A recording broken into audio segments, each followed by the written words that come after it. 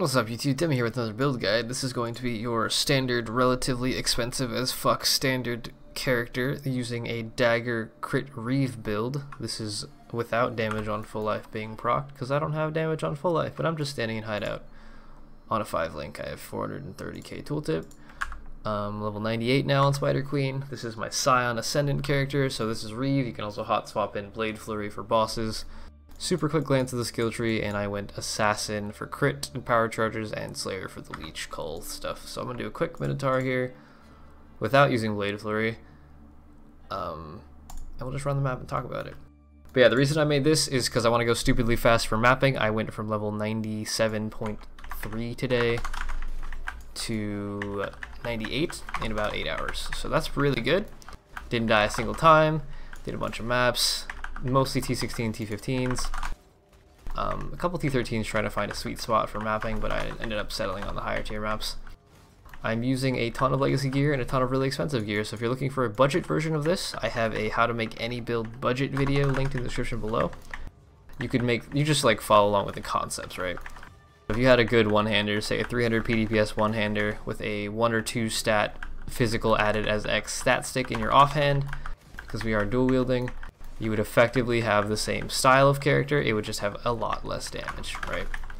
That being said, I have a ludicrous amount of damage, and you don't need this much damage.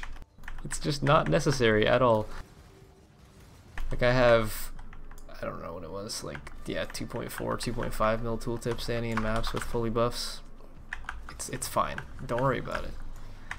It's not important, but then for bosses, you just put in conk effect, or you swap entirely to Blade Flurry if you want. Then you just blap the enemy to death. Like so.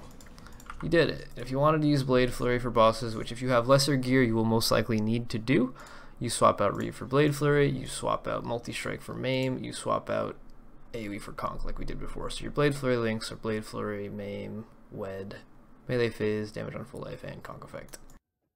But if you want to stick with Reave, then you just stick with Reave and don't worry about it. Alright, so, character. Skill tree.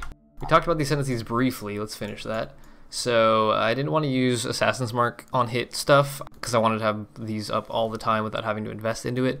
So Assassin gets base crit, you get power charge on crit, you get movement speed, which we don't care about, you get some other stuff we don't care about. Great, alright, so, and then we went Slayer. Why Slayer? Because you get Culling Strike, which is great while mapping. You also get life leech effects are not removed at full life, which means that you get to leech for like 30 seconds after you stop hitting things. As long as you have leech above, you get some AoE, which is great for clear speed, and you get cannot take reflected physical damage, so I can run all map mods except for Ellie Reflect and cannot leech, basically. Everything else is fine. I also took Path of the Duelist here, which allows me to save like a bunch of skill points. 1, 2, 3, 4, 5 skill points. Or if I went this way, like 6 skill points, and then I can just like start here, so that's cool. If you were to play this without having your ascendancies already unlocked by being like level 90 or whatever when I respect, whatever it might be, then you could just take those points and respect them later when you actually get your lab stuff figured out. But skill tree is pretty simple. We take basically all the good nodes out of Slayer start, Duelist start, whatever, get a bunch of life, the dual wield nodes, Vol Pact and Life Leech here, and some Mana Leech. And then we take the Silent Life Wheel, a bunch of attack speed, bunch of life over here, more attack speed damage stuff, jewel sockets, and of course the most powerful melee crit node in the game, Cluster, whatever, Disemboweling. This cluster is stupid, it's so brokenly OP. And then on the other side of the tree, we head up into the assassin side, so we can grab jewel sockets, bunch of life, bunch of crit multi, fizz crit damage, whatever, and then we get more life, frenzy charge, and the dagger nodes. If you wanted to play this build with a sword, you'd probably end up going this way and taking the sword nodes instead of dagger nodes over here. If you wanted to go claws, you're right next to the claw nodes, just take the claw nodes instead. Yeah, just do that. Just swap it out, basically. And then jewel sockets, there's a lot of things that scale your damage with this character. Make sure you get life on them, and if you can get a good Watcher's Eye. I'm using a decent Watcher's Eye. Where is it? This one? It just has Fizz converted to colds, which allows me to get 40% Fizz converted to cold conversion, right? I also tested base crit. With the assassin node, base crit is less valuable to me than the conversion. So I just went with this. This is actually a lot cheaper. Base crit on standard is like 30 to 40x. conversions is like 8, so I got one of these for cheap and threw a couple divines at it. Other jewels, all of your rare jewels, you can go for a couple abyssal jewels, but I think rare jewels will give you more damage because you can get more crit multi out of them, right? So you want life, prioritize life. After that, go for multi.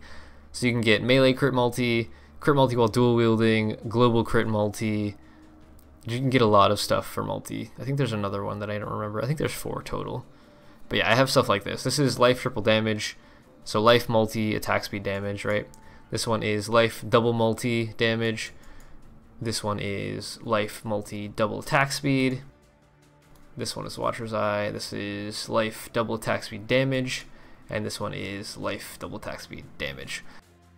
But yeah, things that scale us, we can go for physical damage, melee damage, area damage, attack speed, attack and cast speed, attack speed with one-handed, attack speed while dual wielding, attack speed with daggers, physical weapon damage with daggers, physical weapon damage with one-handed, physical weapon damage while dual wielding, life, obviously, crit multi, global crit multi, melee crit multi while dual wielding. Like, there's a lot of things. They're pretty easy to find jewels. If you just look for life at 2 damage, you'll be good. And then as for gear, this is where the budget expensive as fuck, sorry, what am I trying to say? This is where the expensive as fuck budget comes in, right? I'm using a mirror tier dagger. This is 565 PDPS. It cost me 160 exalts. Do you need this? No. Do I have this? Yes. Why? Because it was really cheap and I was like, fuck it, I want to use an honor etcher. It sounds cool. Other options, you could use sword, dagger, claw, whatever. Right? Offhand stat stick, you want to get a scepter with a bunch of LE damage on it, basically. This is like 1, 2, 3 hatred auras and then a bunch of extra chaos. But yeah, so to start out with, you can go for a what's it called? The princess sword. It has a single 30% fizz added as cold roll on it. It costs an alch. Start with that, work your way up into more. If you can get 2 rolls after that, like 2 gain, and then go for 3, then go for 4, then go for perfect if you want. Like, you can just keep scaling up, basically. As for the weapon, same thing. You start with a 1C unique, like a Scava or a Benos or something along those lines, and then keep working your way up higher in the PDPS, higher in the crit, higher in the attack speed until you get to endgame, right? As for everything else, these are all rares. I'm wearing steel rings. I feel like opals are probably better DPS, but I don't have mirror tier opal rings, so I'm wearing my mirror tier steel rings instead. So prefixes, you want life, you want fizz to attacks, you want wed.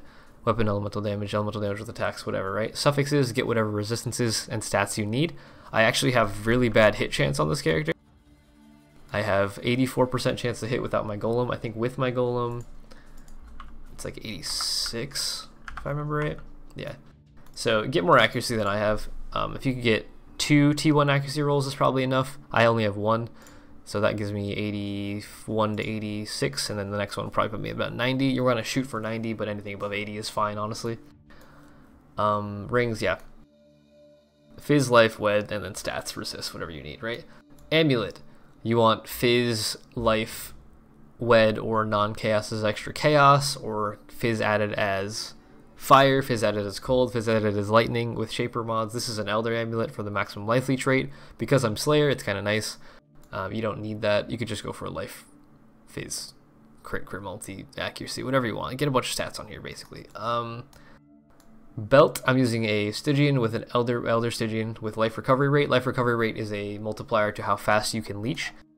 So if I have, for example, the way leech normally works, I forgot to explain this, you have 20% leech by default. 20% of your maximum life leech per second is your cap, right? So if you're doing enough damage and you're hitting that 20% max life leech rate, you're capped at that. Then you get more max life leech rate from this node. You get 3% here, that puts you at 23. I get 5% here, it puts me at 58. I'm sorry, 28. And then Volpack doubles that to 56, right? And then my belt mod, the 20% increased life recovery rate, gives me 1.2 times the 56, whatever that is. Let me do math. Let me grab the calculator app.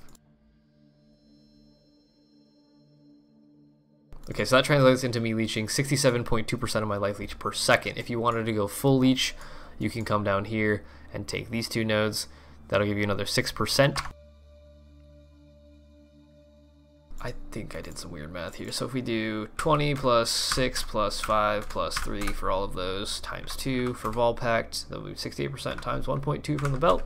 81.6% of your life leech per second. That's a lot of life leech. You don't need it, but it's great. Yeah, so then you go for life, weapon, elemental damage, melee damage during a flask, great, attack speed during a flask, great, resistances, whatever you need there, and then movement speed is great as well. Boots, rare boots, get as much life resistances as possible. You don't care about movement speed because we use Whirling Blades. Whirling Blades only scales off of your attack speed, not your movement speed, so it doesn't matter there. And since we're dual wielding, we can't use Shield Charge. You could use Leap Slam as well, which also doesn't care about movement speed, so just go for the highest life resistance boots you can get. If you want to use ones with Enchant, go for the damage penetrates resistances if you haven't killed recently, if you want boss damage, if you want mapping safety, leech, if you want map clear speed, attack and cast speed. Gloves, life resists, attack speed, whatever. I'm using Insanity gloves, so my Whirling Blades is ridiculously fast. Mine is approximately, where is it? 441% attack speed modifier. But if I use Blood Rage and Onslaught and all the other crap, it gets a lot stupider. So I'm using that for that, but mostly just life resist, dual leech, of course, for the extra sustain. Chest piece, I'm using my #1 tank chest because Fizz mitigation is king. This has a stupid amount of life and Fizz mitigation and resists. You could use a Belly of the Beast, you could use a Lore Weave, would actually be really, really strong here. Lore Weave would be insane because you get a ton of flat physical damage, LE damage, global crit, and all your resistances are 80. I'm only using one max res flask, so 80, 80, 80 resistances means I basically take 25% less elemental damage, which is kind of really fucking good. So Lore Weave is a great option, Belly of the Beast is a great option. A rare chest such as this with base crit to attacks would actually be insane, but I don't have that because all of my gear was made for my Slayer, which is non-crit. What else is there? Helmet. Rare helmet with as much life resistance accuracy as you can get. And Helm Enchant, you want to go for Reave damage or AoE if you want the AoE. I would prefer damage, I don't have that. Glove Enchant, go for Commandment of Fury. It is the best hands down attack enchant in the game. It's just really good. It fires 10 projectiles. It's kind of like shooting a split arrow in an arc around you. It's really good. It breaks barrels, it one-shots mobs, it gives you just random extra clear speed, and it's nice. Boot Enchant I talked about. So what else is there to talk about? Jewel in your belt. Abyssal Jewel if you have a Stygian. Go for flat life guaranteed. If you can get Onslaught on kill and Unholy Might on kill, that would be perfect. And then whatever else you can get. This is not the best jewel, but it basically just gave me life onslaught and lightning damage. I would rather have like a perfect for this character would probably be life, flat physical to daggers, or just flat physical to attacks, whichever one's the prefix mod, and then onslaught, unholy might, because we don't have an onslaught source, we don't have an unholy might source. It would give us a huge amount of clear speed and damage. As for flasks, because I'm Slayer, I don't need a life pot. As long as I hit something, I basically am going to be healing all the time, so I don't worry about that, right? So I went for a diamond flask for the crit, and then bleed here because we don't have bleed immunity. Then I went for a taste of hate, it gives you fizz mitigation and extra cold damage, great, and some some freeze immunity, which is good, or chance to avoid being frozen, whatever. I'm also using a Ruby's Concoction. This is a weird one. If you don't want to use Ruby's Concoction, you could use the Unholy Might Flask, but I want to have block chance because I'm trying to level up, and I don't need the damage, right? So I have, with Rumies, without anything, I have 17%. With Rumies, I have 57% and 20% spell block. But if I use the Unholy Might Flask, it would give me a lot higher damage, which is great. But yeah, I'm not worried about that. My damage is more than enough, as is. Yeah. Other Flask, Lion's Roar gives you more melee physical damage, which is insane, and then you get knockback so they can't actually hit you, also great. Azeri's Promise gives you a ton of extra chaos from your physical and your LE, and it gives you chaos damage, leeches life, and chaos res, which is great. But yeah, the only thing I'm questioning, really, for a lot of people is I would probably swap this out for a damage flask or a freeze flask. You could put an onslaught freeze flask in here, or life pot if you're really like uncomfortable with not having a life pot, totally up to you. Gem links. Main links, we have Reave, Multi-Strike, Wed, Melee Fizz, Damage on Full Life, and Increased AoE. Damage on Full Life works as long as I am leeching, right? If I'm leeching, I have more leech than my Blood Rage degen, so I'll be getting this buff all the time. If I don't have that buff, sorry, my phone vibrated. If I don't have leech, or if I'm taking a lot of damage, then I would lose this. If you're not comfortable with damage on full life, you can just use Maim in that slot, it's perfectly okay. Or Fizz to Lightning, they both work equally as well. Fizz to Lightning actually is probably better. Other links, I'm using my Whirling Blades, Faster Attacks, Fortify setup for the less damage taken here. Fortify is 20% less damage taken from hits, insane. Faster Attacks so we go fast. Blood Magic so we don't have to worry about running out of mana to attack things. Caster Damage Taken setup with Immortal Call, increased duration. Because we actually do have Endurance Charge generation, the higher level your Immortal Call is, the better. Then I have an Ice Golem for the crit and the accuracy roll. I desperately needed the accuracy roll, so it helps. If you don't need accuracy, you probably get more damage out of a Flame Golem or a Lightning Golem. If you want more Fizz mitigation, then you can go for a Chaos Golem. Do not use Stone Golem. You have no life regen because you have Fall Pact. Other things, I have my Protector or War Chief, whichever you prefer. Protector gives me more attack speed, so I kind of like that for this style character for Reave. Then I'm using faster attacks, melee physical, just for that guy. These are basically freelings, you can do whatever you want here. And I'm using a Vol Reave setup, so the way Reave works, I guess I didn't mention this either. Normally Reave has up to 4 max stacks, and it gets 50% more AoE per stage. Vol Reave lets you go up to 8 max stacks, so you get like 400% more AoE or something stupid with those stacks up. So if you can hit things every, I think they last 4 seconds or so before they reset, and you can't affect that duration at all, just keep hitting things, you'll keep your 4 stack, you'll keep your 8 stack, and you'll be able to have a ridiculous amount of AoE all the time, right? Other links, I have my Herald of Ice Curse on Hit Warlord's Mark, which I actually need to vol. This is what gives us our endurance generation, and it's purely for the safety of it. Oops, I ruined it. It's basically just so I have more more endurance generation so that I don't like die. Fizz mitigation is king. If you're not comfortable with that, if you want frenzy charges and don't like blood rage, use Poacher's Mark. If you want crit without, or if you want more damage, you can use Assassin's Mark. Totally up to you. I wanted the Fizz mitigation, so I went with that. Other aura, I'm using a Hatred aura for the Fizz added as cold damage, which is basically one, like, look, this stat stick roll is 40% Fizz as X. Hatred is 37% Fizz as cold. It's like not even fun. Like this is 50% of my mana reservation. This is an offhand weapon. It's just stupid. And then I have a random blood rage and an empower for my hatred. You don't need the empower, but it gives you a little bit extra damage. It's literally 1% extra damage, so you probably don't need that at all. I believe that's all of the links. Pantheons. Pantheons are up to you. I went with the cannot be stunned one. I don't have the other modifiers yet. I'm working on that. But if you want to go for safety, you can go Solaris. If you want to go for the Arachnoxia recovery rate, increased recovery rate of life and energy shield if you stop taking dot recently. When you're Immortal Call procs, you get fizz damage immunity, right, for a couple seconds. And then Blood Rage counts as a fizz degen, so when you're Immortal Call procs, you stop taking dot from Blood Rage, you get that 50% increased recovery rate, which would mean up from our, what was it, 82%? It was, oh man, I don't remember what it was, 68 times 1.2. That rate times 1.5. You would leech 122% of your life per second with that procced. So that's kind of stupid. If you want to take that, you can. I've been using this because I get stunned occasionally, which is kind of annoying. Otherwise, I'm taking Growth Coal for fizz mitigation for every hit you've taken recently, and enemies that attack you get less attack speed. Great. But yeah, I think that's everything. Pace spin for the character will be linked in the description below this video. As always, I've been using this build for about a day now, so it's approximately 10 hours old. Not perfectly min-maxed, obviously.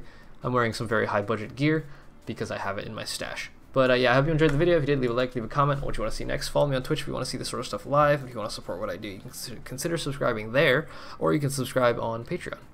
Totally up to you. Either way, I appreciate the support. Hope you enjoyed the video. I will see you in the next video, and that'll be Demi out.